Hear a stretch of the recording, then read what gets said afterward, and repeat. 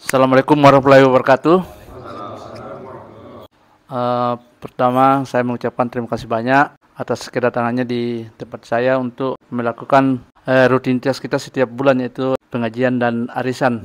Jadi kita masuk ke dalam acara pertama, yaitu tausiah yang akan dibawakan oleh Bapak Ustadz Saprudin. Ketua Bapak, kami persilakan. Bismillahirrahmanirrahim. Assalamualaikum warahmatullahi wabarakatuh. Alhamdulillahirabbil alamin. Alhamdulillahillazi subhanaka la ilma lana illa ma 'allamtana innaka antal alimul hakim. Rabbis shrah li sadri wa yassir li amri wahlul 'uqdatam min lisani yafqahu qawli. Asyhadu an la ilaha illallah wahdahu la syarikalah wa asyhadu anna Muhammadan abduhu wa rasuluh. Allahumma sholli wa sallim wa barik ala sayyidina Muhammad wa ala alihi wa sahbihi wa barik wa sallim ajma'in, amma ba'du. Bapak-Ibu sekalian, yang pertama yang saya hormati Ketua LPM, Wakil Ketua, Sekretaris, Bendahara, seluruh koordinator, anggota, dan wabil khusus pada malam hari ini tuan rumah Sahibul Hajat, sekeluarga ya, Pak Samuel sekeluarga, terima kasih atas berkenannya ya di rumah beliau sehingga kita bisa bersilaturahim pada malam hari ini, dan mudah-mudahan setiap silaturahim kita itu memberikan nilai tambah terhadap peningkatan nilai-nilai ukhuwah Islamiyah di antara kita. Insyaallah ya. Salawat dan salam senantiasa tercurah kepada teladan kita Rasulullah sallallahu alaihi wasallam, kepada keluarga beliau, para sahabat dan umatnya hingga yaumil qiyamah. Ingat salawat kepada Rasul berarti mungkin 1,5 bulan atau 2 bulan lagi kita Isra Mi'raj. Kemudian sekitar 3 bulan lagi ya, kita sudah masuk bulan Ramadan. Tanggal akhir bulan Februari ya. Kalau nggak salah 28 Februari kita Ramadan. Artinya siap-siap lagi, mungkin paket bansos kita dikencengin lagi. Baik, Bapak Ibu sekalian rahmati Allah Subhanahu wa taala. Kalau kita lihat dalam kehidupan ini sebenarnya unik ya. Kita yang tidak suka mancing, mungkin kita melihat orang mancing itu buang-buang waktu gitu kan. Saya dulu tidak suka mancing, saya bilang orang mancing ini orang yang tidak bisa maju, saya bilang. Orang mancing itu orang yang tidak bisa maju, karena kalau dia maju kecebur. Betul ya Pak Bendahara? Ingin saya katakan bahwa dalam kehidupan kita ini ada orang yang dia itu bekerja pontang-panting, siang malam, tapi nanti akan menjadi sia-sia. Kenapa? Apa yang dia usahakan itu tidak memberikan makna dan nilai kepadanya. Ya. Kenapa? Karena yang dia usahakan, mungkin kalau kita gamblangkan, kita misalnya ya, yang bekerja, saya pribadi misalnya, pagi sampai sore saya ngajar di sekolah, ya, malam saya ngajar lagi di kampus, siang malam katanya ngajar gitu kan, sampai-sampai mungkin bisa kita bilang tanda kutip tidak ada waktu buat keluarga. Artinya ketemu sudah anak-anak sudah tidur gitu kan. Apalagi dulu saya di Panosjam juga, kemudian saya ngajar UT, itu ngajarnya Sabtu Minggu gitu kan, habis waktu pokoknya. Mungkin orang melihat saya, atau mungkin yang saya lakukan itu bisa jadi sia-sia kalau tidak ada niatnya karena Allah Subhanahu wa taala, atau yang saya lakukan itu tidak memiliki nilai memang secara ukhrawi atau dalam nilai-nilai akhirat kita. Nah, tapi ketika misalnya kita lakukan dengan niat karena Allah, kemudian juga yang kita lakukan itu sesuatu yang baik, maka akan menjadi punya nilai. Contohnya saja misalnya kita hadir ke sini, kita punya nilai bobot di hadapan Allah itu beda-beda. Ada yang nilainya ke sini, niatnya ke sini itu memang silaturahim. Saya betul terus terang, saya itu memang berharap untuk datang ke rumahnya Pak Samuel karena tahun lalu saya nggak hadir. Nah, jadi saya betul-betul berharap bisa tahu di mana rumah beliau, bisa silaturahim. Nah, kemudian juga kalau kita ke sini juga niatnya mungkin selain untuk silaturahim, kemudian kita juga ada tausiah nih, apa nih materinya, atau mungkin bisa nggak temanya tentang ini. Kita berharap dapat nasihat dari situ, karena di antara keutamaan seorang mukmin atau hak seorang mukmin dengan yang lain itu adalah mendapatkan nasihatnya. Nah, beda nanti dengan yang datang ke sini itu karena apa? Aduh, nggak enak aja nih kalau nggak datang. Karena nggak enak. Kalau karena makan mungkin senang-senang aja itu, karena itu juga apa? Mendapatkan rezeki gitu kan. Tapi kalau ke sini karena nggak enak saja, maka kita cuma dapat ya sekedar dapat muka saja gitu bahasanya ya. Nah, kita punya nilai yang beda-beda. Nah, nanti dalam kehidupan ini ada orang yang lelah sekali menjalani hidup, kelelahannya di dunia ini tidak dapat hasil apa-apa di akhirat. Ya. Tapi sebaliknya ada orang yang lelah sekali di dunia, tapi dia mendapat nikmat nanti di akhirat. Nah, di dunia ini ada orang yang disibukkan dengan urusan-urusan yang tidak bermanfaat buat dirinya. Tapi ada juga orang-orang yang lelah, kayak misalnya sebagian orang yang dia berlelah-lelah bangun tengah malam untuk sholat tahajud. Dia berusaha sholat 5 waktu. Saya salut kalau orang kerja di perusahaan masih sempat sholat, itu luar biasa. Karena memang intensitas kerja di perusahaan itu sangat berat. Belum lagi area tambang, area tempat dia kerja itu yang susah untuk sholat, itu luar biasa. Karena kita melihat ada video-video beredar, orang itu pekerja tambang sholatnya di mana? Di ekskavator. Ya, di alatnya itu luar biasa ya. Dia menggelar sejadah, kadang kita lihat ada sopir truk gitu ya yang bawa sembako atau apa, di tol itu dia minggir, dia sholat di pinggir. Itu kadang kita dapatkan itu menyentuh hati gitu ya. Orang-orang seperti mereka itu, dia tidak melupakan ketika mencari rezeki kepada Allah yang Maha Pemberi rezeki. Nah, ada 8 hal ya di dalam materi yang ini ya. Tapi saya mau bawakan cuma 3 ya lah di sini ya. Kalau 8 tidak jadi rapat kita. Ya, ada lelah-lelah yang kita lelah di dunia itu, yang kelelahan kita itu disukai oleh Allah Subhanahu Wa Taala. Yang pertama yaitu lelahnya orang yang mencari nafkah untuk keluarganya. Nah, insya Allah ya, ini kepala keluarga semua, kita bekerja ya, yang niat kita itu untuk mencari nafkah kepada keluarga kita, agar keluarga kita itu tidak menjadi peminta-minta, agar keluarga kita itu terpenuhi nafkahnya, itu merupakan kelelahan yang disukai oleh Allah Subhanahu Wa Taala. Ya. Apalagi kemarin Mbak Mai ya, walaupun waktu masih bujang ya, bekerja untuk apa? Untuk keluarga gitu ya. Kemudian begitu menikah, nah dimuliakan dia sama suaminya gitu kan. Nah, kalau dia di rumah saja gitu kan. Yang penting aku pulang, kau sudah siap. Gitu kan, siap masakan gitu ya, siap rumah rapi gitu ya, seterusnya ya. Nah, seorang sahabat pernah berpesan dengan Nabi SAW, pernah bertemu, berpapasan dengan Nabi SAW. Lalu sahabat juga turut menyaksikan sahabat tadi yang warnanya kulit, ada seorang sahabat gitu ya, warna kulitnya itu hitam gitu ya. Hitamnya itu hitam legam karena terik matahari. Dan dia orangnya sangat rajin. Maka mereka berkata, wahai Rasulullah, seandainya laki-laki ini ya, yang tadi yang ditemui yang kulitnya hitam karena terbakar matahari, dia ikut berjihad. Nah, bagaimana pendapatmu? Maka kata Rasulullah SAW, jika dia keluar rumah untuk menafkahi anaknya yang kecil, maka dia itu sudah berjihad, kata Rasulullah. Ya. Bahkan, ya, jika dia keluar untuk menafkahi kedua orang tuanya yang sudah renta, dia juga fisabilillah. Artinya dia berada di jalan Allah. Nah, maka orang-orang yang dia bekerja mencari nafkah untuk keluarganya, dia adalah orang yang berjihad. Makanya sebisa mungkin ketika kita bekerja, jangan mengambil yang bukan hak kita. Kenapa? Kita mengotori jihad kita di jalan Allah. Kita mengotori nilai-nilai yang tadi kita lelah itu disukai oleh Allah, tapi kalau kita mengambil yang bukan hak kita, ya katakanlah korupsi gitu ya, mengambil barang yang bukan milik kita, maka itu menjadi hilang keberkahan di dalam kita bekerja tadi. Kemudian juga disebutkan bahwa kata Rasulullah SAW, 1 dinar yang engkau keluarkan di jalan Allah, artinya kita berinfak di jalan Allah, ya, atau lalu 1 dinar yang engkau keluarkan untuk memerdekakan seorang budak, lalu 1 dinar yang engkau keluarkan untuk 1 orang miskin, dibandingkan dengan 1 dinar yang engkau nafkahkan untuk keluargamu, maka pahalanya lebih besar dari amalan-amalan yang disebutkan tadi. Artinya, 1 dinar yang kita berikan untuk keluarga, itu jauh lebih tinggi nilainya daripada 1 dinar yang kita nafkahkan di jalan Allah, 1 dinar yang kita berikan kepada fakir miskin, atau 1 dinar yang kita berikan kepada kepada budak tadi ya, seperti itu. Nah, makanya penting ini ya, para suami tidak boleh pelit-pelit sama istri. Nah, itu kan kadang kita ini ada juga gitu ya, yang istrinya itu mengadu. Suaminya ini kalau dia nongkrong ngopi sama temennya dia yang bayar. Tapi begitu istrinya mau bilang mau beli sayur, mau beli ini, yang kemarin kan masih ada sudah dikasih. Nah, gitu ya. Masa habis gitu ya. Nah, ini terlalu perhitungan ya. Suami terlalu perhitungan. Tapi juga istri memang harus mampu mengelola keuangan rumah tangga, karena tidak boleh juga los-los. Karena kalau los-los mau berapapun habis, ya kan? Tidak ada pernah cukupnya. Nah, ini yang pertama ya. Yang pertama yaitu lelahnya mencari nafkah untuk keluarga.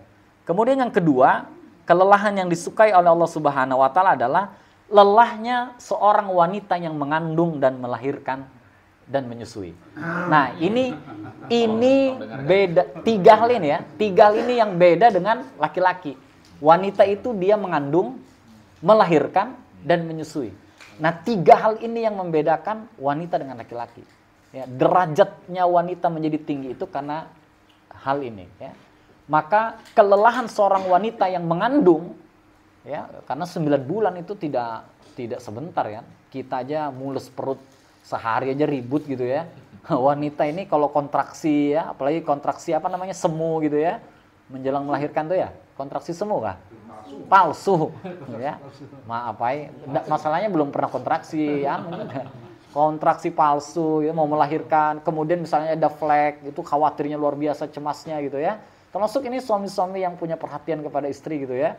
Itu luar biasa itu ya, mulai dari mengandung. Istri saya itu 9 bulan hamil, 9 bulan mabuknya. Belum lagi melahirkan itu bertaruh nyawa. Belum lagi menyusui, 2 tahun baru bisa disapi. Bahkan ada anak itu 4 tahun baru mau disapi. Iya. Ya. Nah itu sampai akhir hayat. Ya. Jadi siap-siap. Itu Mbak Siti, jadi ada anak yang bisa disapi 2 tahun, ada juga yang nggak bisa itu Mbak ya. Betul, ada yang sampai 3 tahun ya. Ya. Berapa tahun? 4 tahun kan, apa saya bilang. Nah, ya. Bahkan mengandung itu tidak mesti 9 bulan, enggak. Ada yang sampai 11 bulan. Kakak saya itu si Daru itu kok nggak salah 11 bulan itu. Iya, mengandungnya itu, jadi lama itu kalau. Itu jadi iya, tapi alhamdulillah normal aja gitu ya. Nah, jadi kelelahan orang yang mengandung 9 bulan, melahirkan bertaruh nyawa, menyusui, kemudian sampai menyapinya sepanjang 2 tahun. Itu merupakan kelelahan yang kalau dia ikhlas, ya, dia menyadari bahwa dia seorang wanita, ditakdirkan Allah Subhanahu wa taala, maka dia mendapatkan pahala yang besar. Dan kelelahan dia sepanjang hari itu adalah kelelahan yang disukai oleh Allah Subhanahu wa taala karena mendatangkan nilai-nilai pahala kepadanya. Ya, kemudian yang ketiga, yang terakhir, lelahnya orang yang kesusahan dan menahan rasa sakit. Jadi setiap orang itu Allah uji ya. Mungkin kita setahun, 2 tahun, 3 tahun ini kita lapang, tidak ada ujian. Ya, tapi mungkin 3 tahun yang lalu, 4 tahun yang lalu kita diuji. Ya, kalau saya mendengar kisahnya Pak Bendahara ini ya, dulu semua perusahaan sudah dirasain Pak ya. Ya, sana ke sini sudah melalang buana beliau kerjaan ini ya, sampai di mana daerah Sangatta ya. Di mana ceritanya beliau tuh? Ya, di Jakarta ya, itu di Jakarta beliau tinggi derajatnya karena menguasai terminal, parkir. Bandung ya. Yang lama itu di Banten. itu beliau menguasai semua itu ya. Di Banten. Kalau saya dengar juga kisahnya Pak Ketua ini ya, itu kadang bawa mobil, baru sampai suara sudah ngantuk katanya. Tidur dulu di jalan itu ya. Ya Allah ya. Saya kadang merasa ya Allah, saya jadi guru tuh enaknya ngajar di kelas gitu ya. Kadang merasa kepanasan pengap. Padahal orang-orang yang kena terik matahari jauh lebih panas ya. Kerja di mana, Pak? Ya. Kita pemilu itu, Pak, santai-santai menikmati hari libur. Saya lihat beliau itu tuh udah tarik gas. Ya, ketemu masalahnya ya. Ya, ketemu di jalan. Ya. Luar biasa ya. Nah, jadi setiap kesusahan, rasa sakit itu kita sabar. Nah, tapi kuncinya sabar ya. Kalau kita sabar, maka setiap kesabaran kita itu yang kita lewati dalam hari-hari kesusahan itu kita dapat pahala. Kata Allah Subhanahu wa taala, "Walanabluwannakum bisyai'im minal khaufi wal ju'." Sungguh kami akan mengujimu dengan sedikit ketakutan, dengan sedikit kelaparan, ya. Kelaparan dan ketakutan dan kelaparan. Wa naqsim minal amwali wal anfusi was samarat, kekurangan harta, jiwa dan buah-buahan. Jiwa itu rasa takut, buah-buahan itu makanan, ya. Kemudian wabasyiris sabirin, dan sampaikanlah kabar gembira kepada orang-orang yang sabar. Siapa orang yang sabar? Allazina iza asabatum musibah, yaitu orang-orang yang ketika mendapat musibah, qalu, dia berkata, innalillahi wa inna ilaihi rajiun. Sesungguhnya kami adalah milik Allah dan sesungguhnya kami semua akan kembali kepada Allah. Nah, jadi orang-orang yang beruntung itu adalah orang-orang yang sabar ketika mendapat ujian. Kata Allah, dia orang yang beruntung. Kenapa? Disebutkan ulaika alaihim shalawatu mir rabbihim wa rahmah. Maka merekalah orang-orang yang memperoleh ampunan dan rahmat dari Tuhannya. Ya. Wa ulaika humul muhtadun, yaitu orang-orang yang mendapat petunjuk. Nah, jadi ketika kita mendapat ujian, apakah sakit atau anak kita ya, atau mungkin istri kita yang sakit ya, atau keluarga kita, atau mungkin kedua orang tua kita yang sakit, ada yang masih punya dua orang tua yang masih diurus ya, maka itu adalah kunci surga yang paling mudah yang bisa kita temukan. Jadi mengurus orang tua itu adalah kunci surga yang paling mudah yang kita temukan. Karena kalau kedua orang tua kita meninggal atau salah satunya meninggal, kita tidak dapat kesempatan lagi tuh. Ya. Ya. Kalau masih ada salah satunya masih syukur. Tapi kalau dua-dua tidak ada, nah ini Mbak Siti masih ada orang tua. Ya. Nah ini kesempatan. Tapi tetap bagi seorang wanita mematuhi suaminya itu lebih utama. Ya. Jadi jangan sampai miskomunikasi, kalau bisa terkomunikasikan dengan baik. Kalau laki-laki itu memang dia, makanya dalam hak waris Islam saja dia dapat 2 bagian atau dapat 1 bagian, wanita setengah. Artinya dia 2 kali daripada wanita. Kenapa? Karena laki-laki itu dia punya tanggung jawab terhadap kedua orang tuanya dan juga kepada keluarganya yang dia nafkahi. Nah, ya.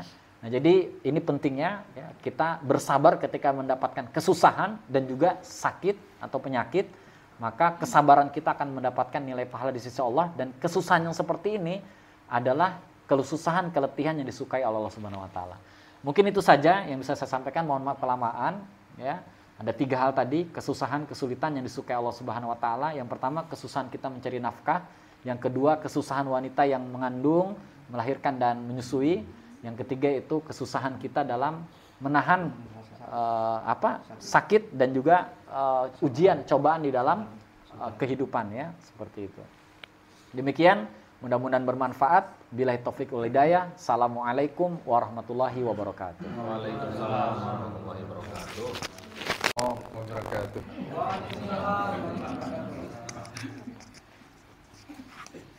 Setelah kita mendengarkan tausiah, mari kita berdoa kepada Allah agar kita diberikan rahmat, barokah hidup serta rezeki yang baik. A'udzubillahi minasyaitonirrajim. Bismillahirrahmanirrahim. Alhamdulillahi rabbil alamin, wassalatu wassalamu ala asyrafil mursalin sayyidina wa ala Muhammadin wa ala alihi washabbihi ajmain. Allahumma salli wa sallim wa barik ala sayyidina Muhammadin fil awwalin wal akhirin, wa sallim wa sallim wa barik ala sayyidina Muhammadin wal mursalin, wa sallim wa sallim wa barik ala sayyidina Muhammadin fil malaa'in ala ila yaumiddin. اللهم ربنا تقبل منا صلاتنا وصيامنا وقيامنا وقراءتنا وسجودنا وركوعنا وتضرعنا وتسوعنا وتعبدنا وتمم تفسير رب العالمين. اللهم اغفر لنا ذنوبنا ولوالدينا وارحمهما كما ربيانا صغيرا ولجدنا ولجدتنا ولأستاذنا ولمعلمنا ولجميع المسلمين والمسلمات والمؤمنين والمؤمنات واغفر وارحم وأنت خير الراحمين.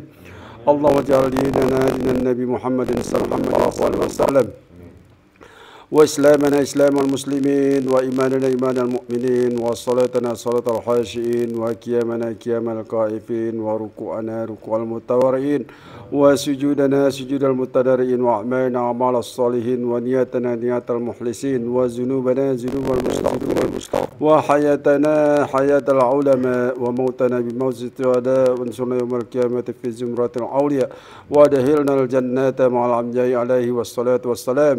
اللهم إنا نسألك علما نافعا ورزقا طيبا وعملا متقبلا. اللهم إنا نسألك سلامة في الدين وعافية في جسدنا وزيادة في علمنا وبركة في رزقنا وتوبة قبل الموت ورحمة عند الموت ومغفرة بعد الموت. اللهم حين علينا بسكرات الموت والنجاة من النار والعفو عند الحساب. ربنا هب لنا من أزواجنا وذرياتنا قرة أعين واجعلنا للمتقين إماما. ربنا ظلمنا أنفسنا وإن لم تغفر لنا وترحمنا لنكونن من الخاسرين. ربنا آتنا في الدنيا حسنة وفي الآخرة حسنة وقنا عذاب النار. وصلى الله على سيدنا محمد وعلى آله وصحبه أجمعين. سبحان ربك رب العزة عما يصفون والسلام على المرسلين والحمد لله رب العالمين. تقبل الله منكم.